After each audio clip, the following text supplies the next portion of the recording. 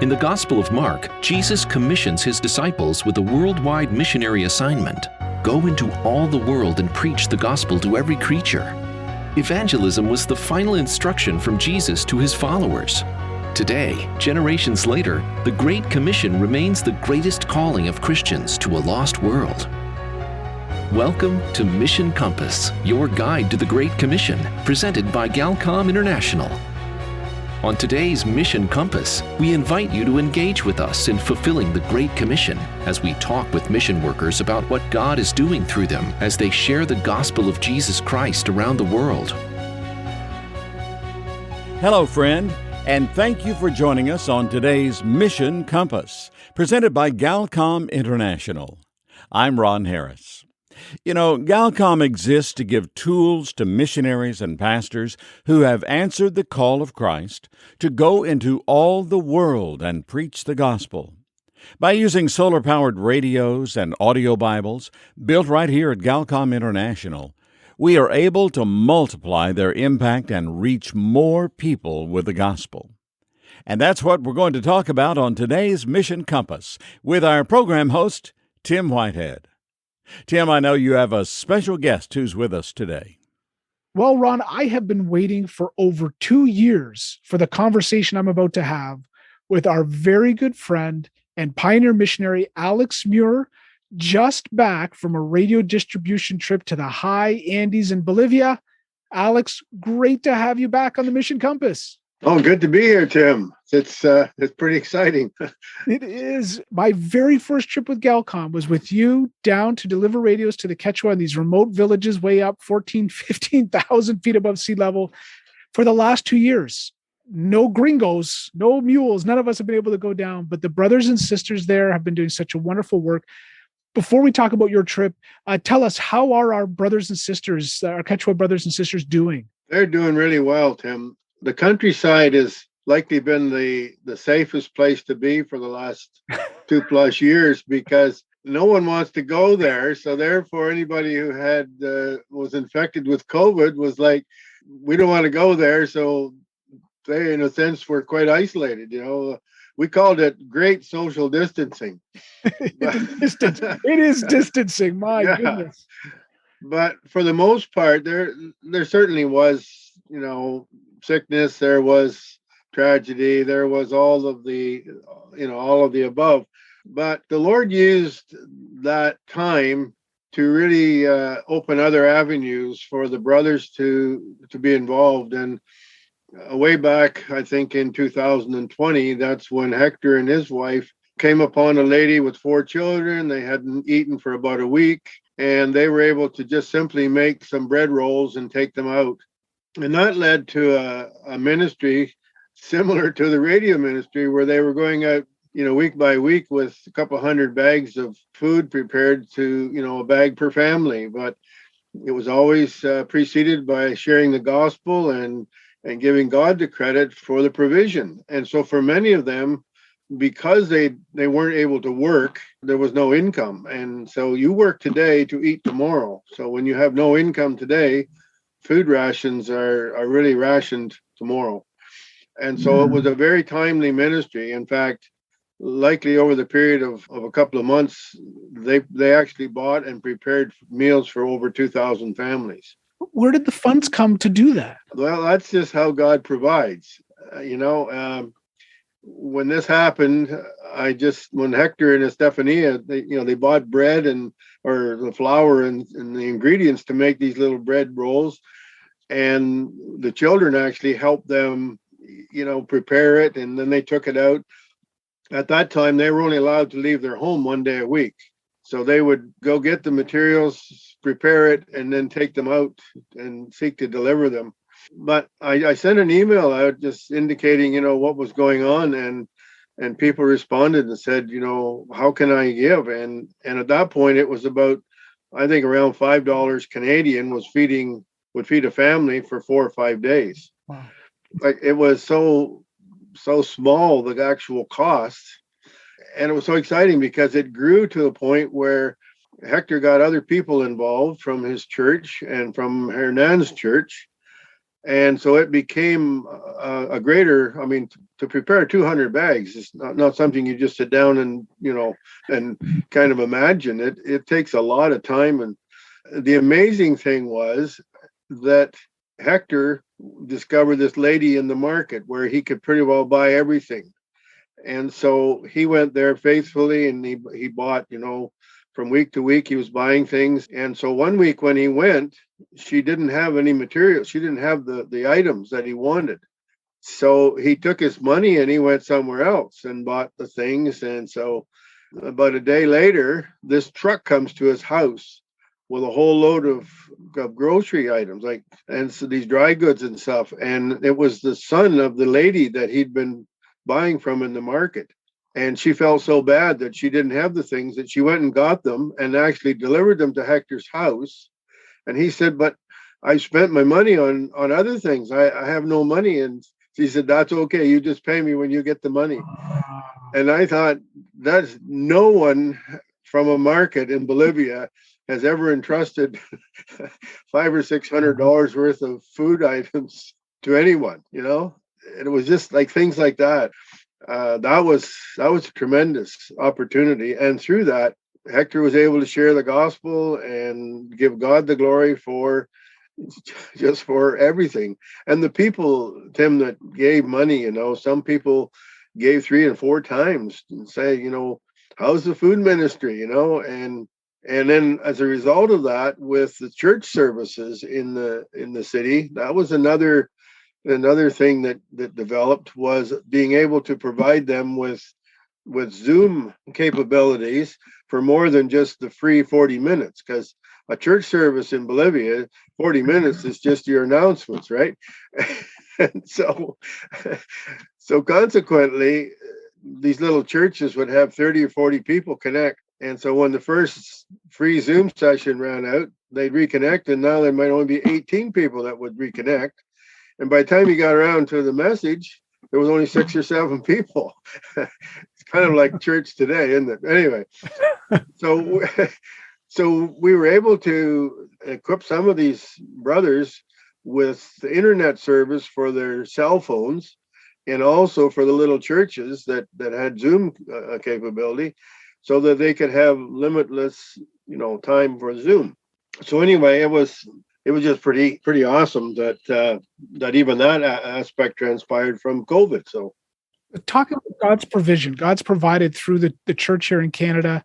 He's provided, but you sent out a little report just today here about all the things that God did on your most recent distribution trip, right starting when you got to the airport, and even your bags. Take us through some of the little miracles where you got to see God's hand in provision on your latest radio distribution trip.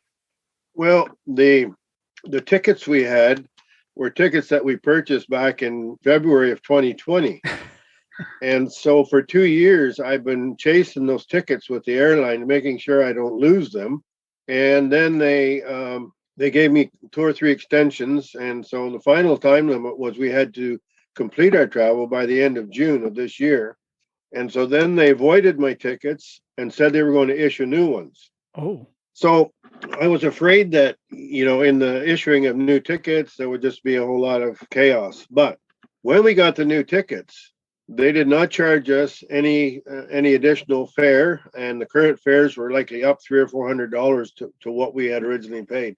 In fact, every ticket came through at least $3 to $7 less than it was when we originally bought them. Just a little bit, just to show that God's paying attention. Yeah. So that was very interesting. And then we were allowed 2 bags, free bags. And so I inquired about that, and they said, well, no, under the new regulations, you're only allowed 1 bag. So you'll be charged for the second bag. So it was going to cost us close to $100 a person for an extra bag. Well, when we went to the airport, there was no charge for the bags. Praise God. The other thing was, we left on the Friday, and on the Monday prior to that, Bolivia announced that the PCR test was no longer required to enter the country, which enabled us then to travel without having to get that test. And at the time, the only way we could get the test and follow within the 72 hours was to get it at the airport the day before we were flying. And their little nominal fee was only $350 per person for the test. So again, we saved that. All along the way, there was just these little places, little things where, $50 here, $50 there was realized out of God's hand. It was really amazing. And then to approach customs in Bolivia, I mean, that's always a nail biter. You never know what's going to come about. And so as we come in now, the new policy is every bag, including your hand luggage, everything, your personal bags are all x-rayed. And so my bag with radios happened to be the first bag through. Well, when you open it, it's just ablaze with red radios, you see. And so the attendant looks and says, "What is this?" And we said, "Well, it's an audio Bible in the Quechua language." So she turns and to the summons of the guy who's on the monitoring the x-rayed bags, and he says, "What is it?" And she held it up to him. And when he saw it, he said, "Oh, okay, go." And I remember having him help me through several times before. So obviously he recalled, and me not being there for over 2 years, he still was remembered the little red radios. Fantastic. And so as we go through and sit down to enjoy our first cup of coffee at 4:35 in the morning in the Santa Cruz airport, one of the guys said, "Isn't there a place where we stop and they search our bags?" So, it was so neat. We haven't even got into the radio actual ministry and distribution, but we're already halfway through the program. We're going to take a break. Our friends from Guidelines are going to share from God's Word. We're going to come back and share, finally, after this 2.5, almost 3-year hiatus, Alex Muir and teams going back to the high Andes of Bolivia to share the gospel with the Quechua. So don't go away. We're going to be right back with Alex right after this. Galcom International exists to equip missionaries and pastors around the world with tools to share the gospel of Jesus Christ. Well, one of the things that Galcom has done, we wanted to put chronological Bible storying on a player.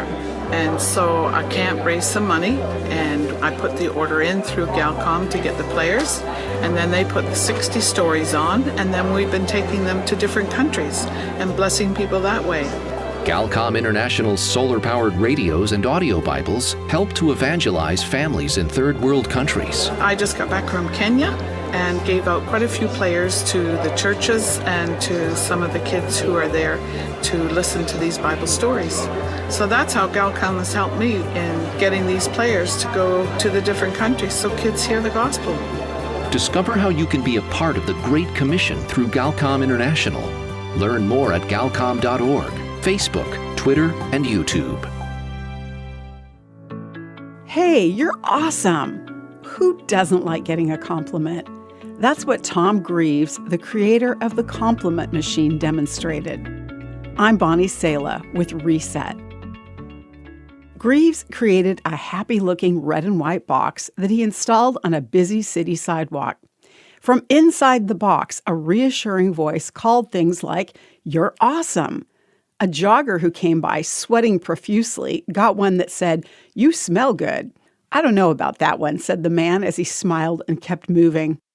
People began passing by simply to see what nice thing the machine would say about them. Google Compliment Machine today, and you'll find websites and YouTube channels dishing out compliments. Greaves explained the real human need for assurance and reassurance, and to be complimented is powerful.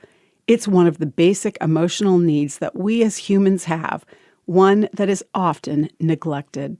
But Greaves' idea wasn't original. Scripture said long ago, kind words are like honey, sweet to the soul and healthy for the body. The Bible encourages us to encourage one another.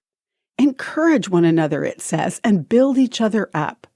In a world that constantly tears people down, we have to cultivate the habit of building others up. The original word that is used there is the same word that would be used of someone who builds a house, brick by brick, timber by timber, nail by nail, or perhaps compliment by compliment. I'm Bonnie Sala with Reset. To hear this again, read or share this, or to find more resources like this, visit guidelines.org. Galcom International presents Stories of the Great Commission. This gentleman was listening on his radio and he literally walked across the frozen lake 4 miles to somebody's house to use their phone to make this phone call. And I thought, the gospel is so compelling. Right then and there, led him to the Lord on the phone. Now this gentleman is really impacting people in bringing the gospel to them. Galcom International. Make waves. Welcome back to the Mission Compass. I'm your host, Tim Whitehead, with my very good friend, Alex Muir, the first person who ever took me on a missions trip when I joined Galcom. So very fond memories of the ministry there. Alex, take us up into the Andes. Take us on that trip there. Now we've got through customs. We've seen God's hand, God's provision. In your little newsletter update on your trip back, you mentioned two names I didn't recognize, Pedro and Victor Vela. Tell us about them and the trips up there and the radio distribution. Okay, Tim, we've actually served with Victor on some other occasions, and Victor is a great brother. He's got a real passion for the people and the fact that they really need the Word of God. And so he goes into some targeted areas that he has, and he really exercises the opportunity to share with the people and see the little church grow. And Pedro's a little different kind of guy. He's always on the patrol. He's normally just dressed in a pair of really high insulated coveralls, and he's out walking, and he just goes everywhere that he can by foot and whatever, again, with the passion of reaching his own people. And so to work with those two guys was pretty exciting. Now, we did the first 3 places with Victor, but they were all in a reasonable area, maybe an hour and a half, 2 hours apart by vehicle. And so we gave out close to 350 radios in those 3 places. Very isolated, very, very high. At nights, most of our nights were slept in at 13,000 plus feet. It's wintertime there, so it was high mountain temperatures, little mountain streams that gave up trying to run overnight because they just couldn't Bring your ice skate? Could not compete with the cold. And in the morning, they're froze solid. But it was a fun time to be there with the people. We had a lot of laughs, and the people entertained us. They brought their instruments and their Quechua dress and so on, and really they really demonstrated the culture to us. Good meals as well. They really served us well. And then when we dropped Victor off, we traveled on a little ways, another 4 hours, and picked up Pedro. And then we had quite a journey with him. The areas that we were in northern Potosi, which is some of the highest areas of Bolivia. And we were about 6 hours out from a place called Uncia, which is near Yayagua. And those are 2 places on one of the main highways. Doesn't mean anything to anybody. Say, check your maps, friends. You follow along. Yeah. So here's the coordinates. But these 2 guys are good to work with because they're well organized. They had the people very disciplined. When we would go through the lists of each community, when the list was over, is there anyone else here from such and such a community? And 2 or 3 people stepped up, came forward, gave their name. We added them to the list, so no one went home without a radio, and that was it. There was no chaos. People coming and saying, "Well, my brother's sister's husband's friend was supposed to get one, and he couldn't come." So there was nothing like that. It was just a clean deal. So. And will Victor and Pedro then be doing the follow-up with the people in these villages? Oh, yes. That's one of their strong points, is that they go back in and follow up. And they're very good. They're both good teachers. Yeah. Now, we got a bit of a sad story to share as well. We got a few minutes left, and I want to make sure we had the time to talk about Adelia. A couple years ago, this is one of your faithful workers, wonderful ministers of the gospel, who was killed in a vehicle accident, a bus accident a couple years ago. Right. And friends, I think the last time I had Alex on, we were actually offering people to give radios in her memory. We raised several hundreds, enough for several hundred radios. You were able to go to the place where she ministered, to a compassion village. In the couple minutes that we have left, just share about her legacy that she's left there. Well, Tim, she really pioneered the ministry in the town of Ravello, in the sense of a ministry that started to grow and become a church, established church, and just an ongoing program. And so we always had a thrill to work with her. She was such a fine servant of the Lord. And of course, she was not one who let things sit. She was always a visionary to expand, to grow, to develop, to train more leaders. And so returning to Ravello, we saw the evidence of her life testimony. There was a building project that she had talked to us about 3 or 4 years ago.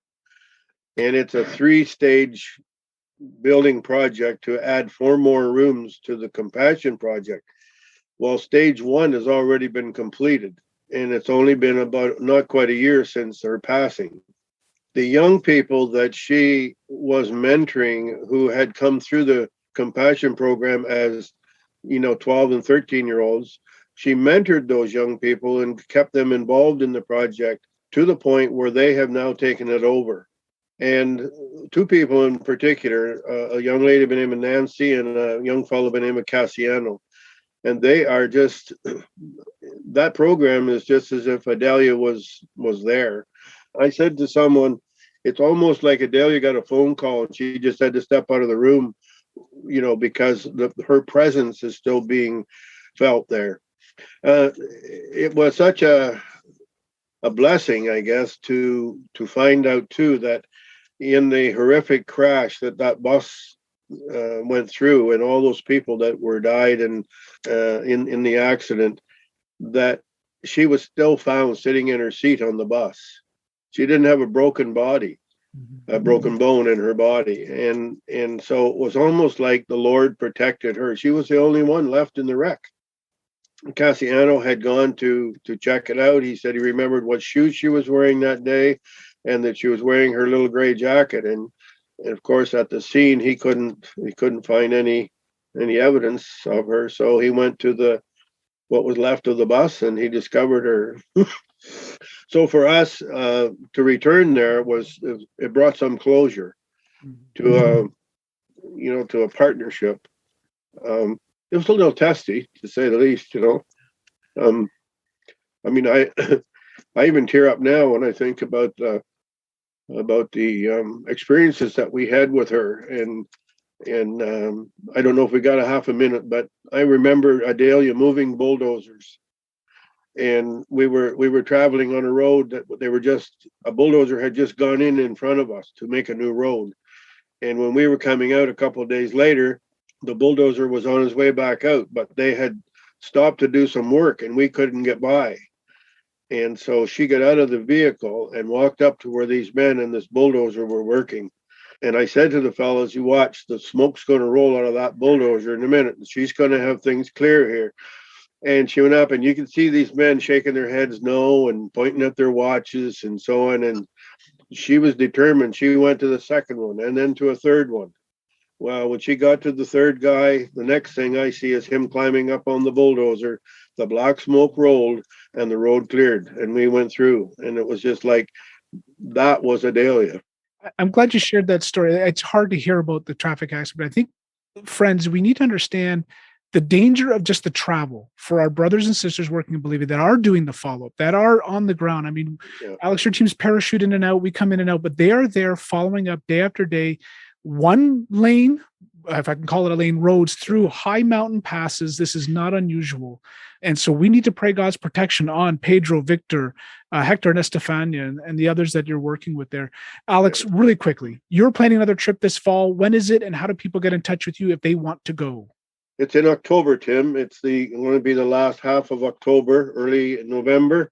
And people can contact me by email, ajmuir47@gmail.com.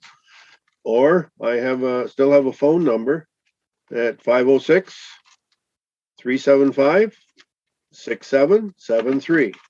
ajmuir47@gmail.com. Contact Alex.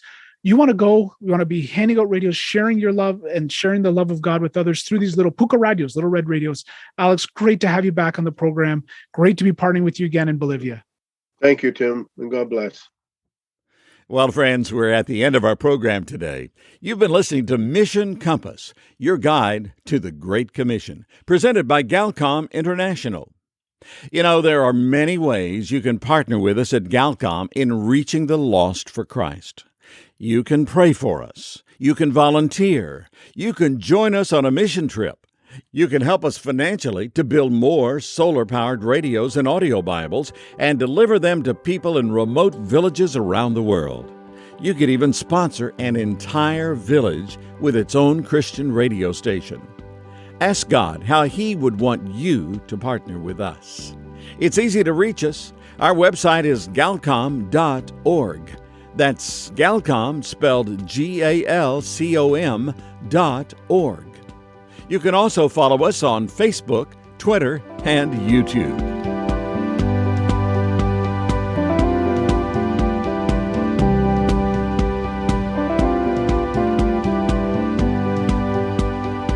I'm Ron Harris. Thanks for joining us today on Mission Compass, a radio ministry of Galcom International.